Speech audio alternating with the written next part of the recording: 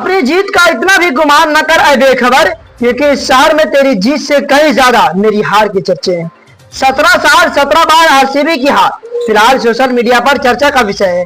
हर कोई यह कह रहा है कि यार क्या विराट कोहली के रहते कभी आरसीबी ट्रॉफी उठा पाएगी, या विराट के साथ ही यह कर्ज शुरू हुआ जो शायद उनके जाने के बाद खत्म होगा। हालांकि टेक्निकली विराट का इससे कोई लेना देना नहीं, क्योंकि विराट इस टीम का अकेले वो प्लेयर हैं जो साल दर साल अपने आप को जुड़ते हैं, इस टीम के लिए पूरा जोर लगाते हैं। लेकिन यह क्रिकेट की दुनिया में कहते हैं ना कि अकेला चना बाहर नहीं फोड़ता, इस वजह से शायद वह हार जाते हैं। लेकिन हमें लगा कि जब आरसीबीएन का सपना एक बार फिर टूटा है और आरसीबीएन की आंखों में आंसू है और वह नहीं कह पा रहे हैं कि इस साल इसाला कप नाम दूं, तो वह कौन से खिलाड़ी हैं जिनके चलते आरसीबी की हार हुई है।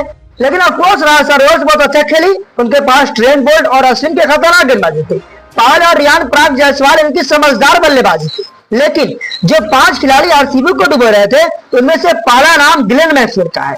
मैक्सवेल साहब पहली बॉल पर डग हो गए। मैक्सवेल साहब ने कैडमोर का कैच ड्रॉप किया और मैक्सवेल मेरे हिसाब से आईपीएल के पैसा बर्बाद करने वाले प्लेयर, आईपीएल के one of the most overrated player है। ग्लेन मैक्सवेल इंटरनेशनल क्रिकेट में एक बहुत बड़ा नाम है, खतरे की पहचान है, लेकिन मैक्सवेल आईपीएल के उतना खतरनाक नहीं है। 12 साल खेलने के बाद अगर आप केवल 2.5 साल परफॉर्म कर जाते हो तो आप ओवररेटेड प्लेयर हो। आप 2021 और 2023 हटा दीजिए तो ग्लेन मैक्सवेल ने आईपीएल 2012 से खेलने के बावजूद कभी परफॉर्म नहीं किया। इस साल भी आप देखिए कि 9 मैच खेले जिसमें से 52 रन बनाए। ग्लेन मैक्सवेल एक खिलाड़ी 5 की एवरेज से 123 के स्ट्राइक रेट से रन बनाता है और 4 बार अंडे पे आउट होता है, जिसमें से 2 बार तो पहली बॉल पर ही आउट हो गया। वो कहते हैं ना कि माइंडसेट और स्टुपिडिटी में अंतर होता है। मैक्सवेल जो कर रहे थे वह स्टुपिडिटी थी। जिस वक्त उन्होंने मारने की कोशिश की उस वक्त कोई सेंस नहीं था उस बात का, छक्का भी लगता तो कोई फर्क नहीं पड़ता।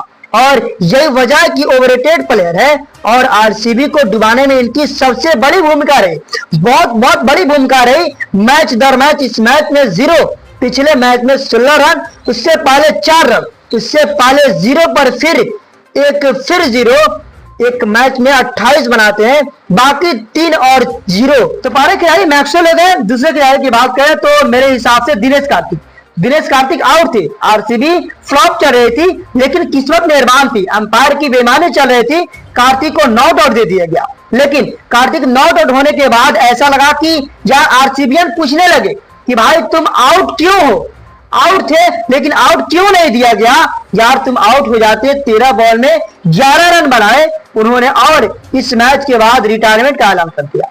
तो बहुत ज्यादा उनके बारे में बात नहीं करेंगे, लेकिन इस मैच में कार्तिक को करना चाहिए था, जो करना चाहिए था वो नहीं कर पाए। ये मैच थी कार्तिक से एक हीरोइक इनिंग की डिमांड थी। कार्तिक ने कई मैचेस ऐसे हैं जहां पर जिताया है, बहुत सारे मैचेस, बहुत सारी कहानियां, किस्से, मेमोरीज बनाई है, लेकिन इस मैच में वो नहीं चल पाए। इस मैच को हारने की बात होगी तो विराट का भी नाम सामने आएगा। विराट क्योंकि 750 रन बना चुके थे, लोन वेरियर थे पूरे सीजन। तो आप विराट जैसे खिलाड़ियों से आप एक्सपेक्टेड करते हो कि भाई जहां मैटर बड़ा हो वहां पर विराट कोहली खड़ा हो, लेकिन विराट कोहली और आईपीएल प्लेऑफ का वही रिश्ता है जो आरसीबी का और ट्रॉफी का रिश्ता है कि दोनों साथ साथ नहीं चल पाते, हमेशा दूरियां होती है। आईपीएल के प्लेऑफ में विराट कोहली ने 15 मैचेस में सिर्फ 341 रन बनाए, जिसमें से 26 का एवरेज है, 121 का स्ट्राइक रेट है, 50 केवल 2 ओवर बनाए और साल दर साल वो फ्लॉप रहते हैं। इस बार भी वो फ्लॉप थे। 2009 से फ्लॉप होने का सिलसिला शुरू हुआ था। 2009 में सेमीफाइनल में 17 बॉल खेलकर 24 रन, फिर 8 बॉल खेलकर 7 रन फाइनल में, फिर एमआई के सामने 2009 के सेमीफाइनल में 7 पे 9, 2010 और 2011 में 44 पे 70 लाइन रहा था। सिर्फ एक मैच जो था वहां पर रन बनाए थे 44 पे 70 और एक बाद में बनाए थे 2016 में 35 पे 54 फाइनल में। बाकी जितने भी मैचेस खेले विराट ने सारे मैचेस में फ्लॉप रहे। 14 मैचेस में उनका एवरेज बहुत खराब रहा है। 14 खिलाड़ी मेरे हिसाब से जो आरसीबी के हराने वाले गुनहगार है वह पिछले मैच में वसीम अकरम बन गए थे। यश दयाल साहब पिछले मैच में धोनी के सामने तो हीरो बन गए, लेकिन एक बार फिर 0 बन गए। ऐसा मैच जहां पर ऑलरेडी 20-25 रन कम बने थे, वहां पर 3 ओवर में 37 रन पिट गए, 12.5 की इकोनॉमी रन से रन दिए और विकेट के नाम पर एक कूड़ा रहे।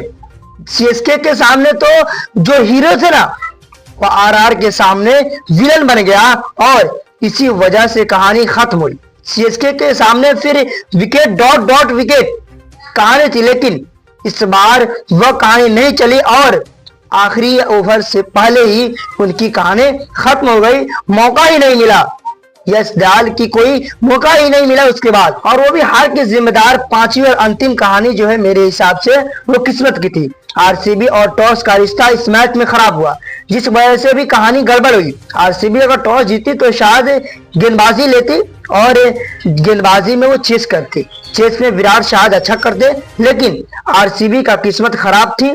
टॉस हारे, बल्लेबाजी करने गए और उसके बाद कहानी खराब होती गई। लास्ट ओवर में पावेल का एज लगा, वो भी चौका गया। इस वजह से आरसीबी हार गई, वरना आरसीबी जीत सकती थी।